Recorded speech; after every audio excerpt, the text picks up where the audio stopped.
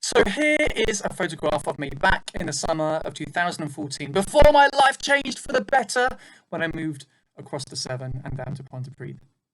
I was taking a pre-ordination holiday, and this photo was taken on the 4th of July, on Independence Day, as I celebrated it in America with American friends. Here playing a game of beer pong, and then later having a slice of American cake. I think I went to the county fair as well and watched pig racing that day. It was a true Americana day.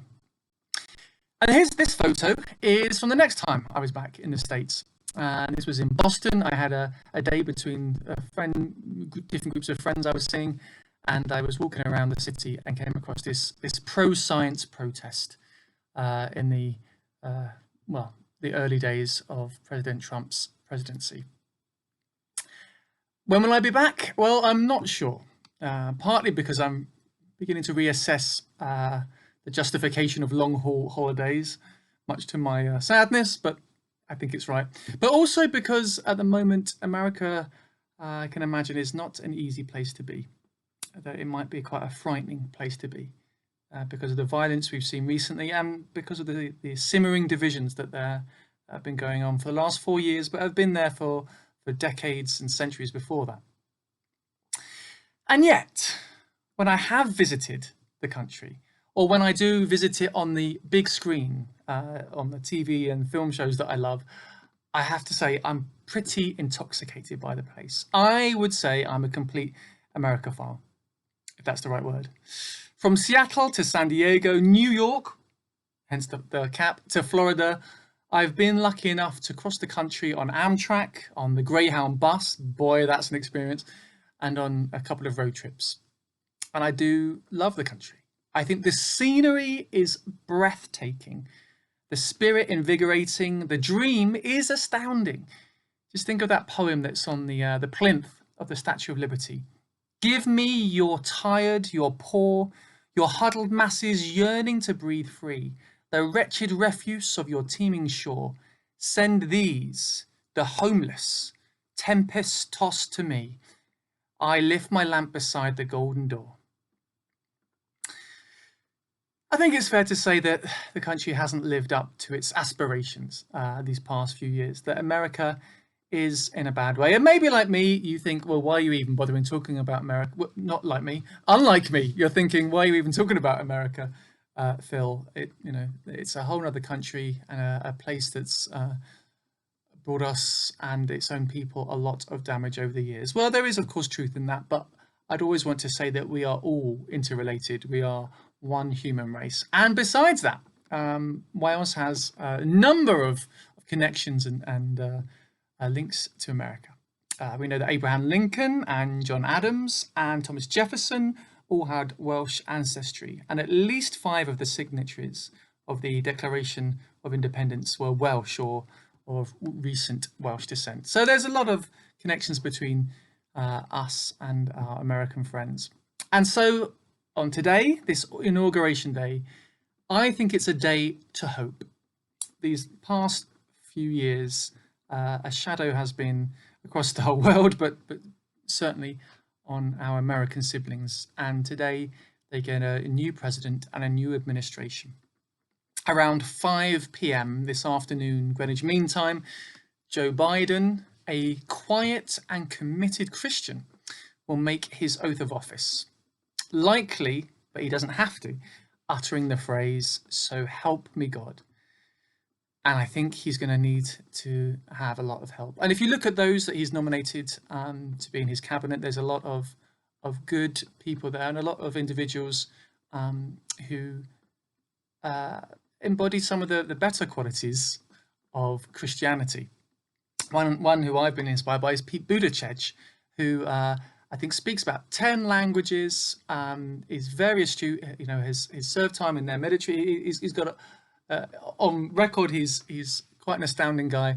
And he recently said, we shouldn't let one party take the Christian faith. The Christian faith, as I understand it, is about justice. It's about peace. It's about fairness. It's about God loving the poor and so much more.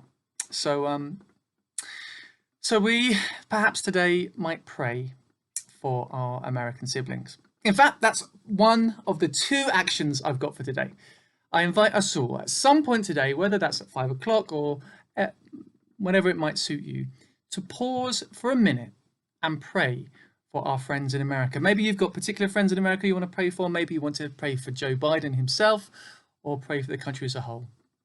You might want to pray for humility and wisdom for the leaders, be they spiritual or political. You might want to pray for justice and peace to be sought by all, for diversity to be seen as not something to be feared and condemned, but something that might be celebrated. You might even want to pray that God bless America and all nations, of course. So that's the first thing. I encourage us all at some point today to pray for our American friends. But the second thing, the thing that I'd like us to share with one another, and we haven't done that this year yet, I don't think, no, is what have the Americans ever done for us? Just like the question that the leader of the People's Front of Judea asked.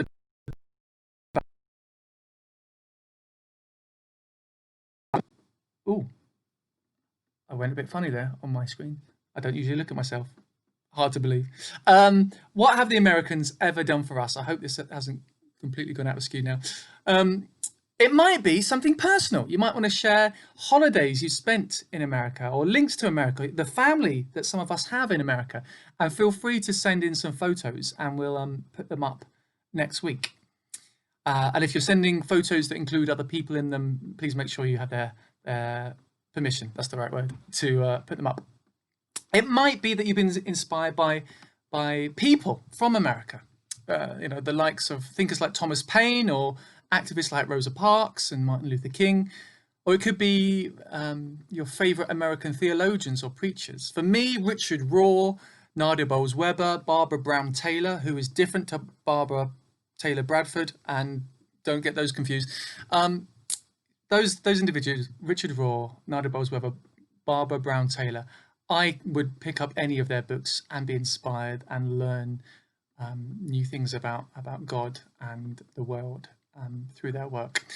Or it might be things that you've been taking other inspiration from America, from the silver screen to the moon landings.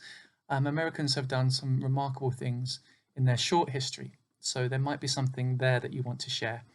Or it could be that you just love your Apple phone, I don't know, iPod. I only have an iPod. No, I don't have an iPod. I don't have any Apple products. But if you do, that's fine. And you might want to share that. So let's pray for America and let's share what have the Americans ever done for us. And I will finish this week's midweek reflection. Share them in the normal ways: Facebook, WhatsApp group, email, and we'll put some up next week. And I shall finish with one of Joe Biden's favourite poetic quotes or go-to. We know that Joe Biden has Irish roots and he's a fan of the poet Seamus Heaney. And this poem is taken, the stanza is taken from his poem, The Cure at Troy, which is set at the end of the Trojan War, a time of violence, but it speaks of hope. History says, don't hope on this side of the grave.